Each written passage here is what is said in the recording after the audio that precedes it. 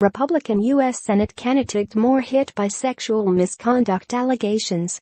Reuters, a woman has accused Roy Moore, the Republican nominee for the U.S. Senate in Alabama, of initiating a sexual encounter with her when she was 14 years old, The Washington Post reported on Thursday, prompting the Republican Senate leader to call on Moore to step aside if the story turns out to be true. Moore, the state's former chief judge who was a 32-year-old Alabama prosecutor at the time and is now 70, vehemently denied the allegations, calling them completely false and a desperate political attack. Reuters was unable to independently confirm any of the allegations. "This garbage is the very definition of fake news and intentional defamation," his campaign added in the same statement. Senate Majority Leader Mitch McConnell called on Moore to drop out of the race if these allegations are true, and several other Republicans echoed that sentiment. Republican Senator John McCain said Moore should step aside, calling the allegations deeply disturbing and disqualifying. Lee Corfman, now 53, told the Post that she met Moore outside court in 1979 when her mother was inside for a child custody hearing after Moore offered to watch her. Moore, at the time an assistant district attorney, asked for her number and later took her to his home, where they engaged in sexual activity before she asked to be taken home, Corfman said.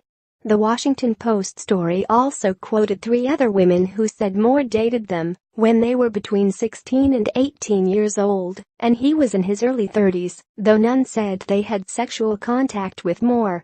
Judge Roy Moore is winning with a double-digit lead, his campaign said. So it is no surprise, with just over 4 weeks remaining in a race for the U.S. Senate with national implications, that the Democratic Party and the country's most liberal newspaper would come up with a fabrication of this kind. Neither Moore nor his campaign responded to requests for further comment. Moore, a conservative Christian, has consistently led in polls over his Democratic opponent, Doug Jones, in a state dominated by Republicans. Jones' campaign did not immediately respond to a request for comment on the Post story.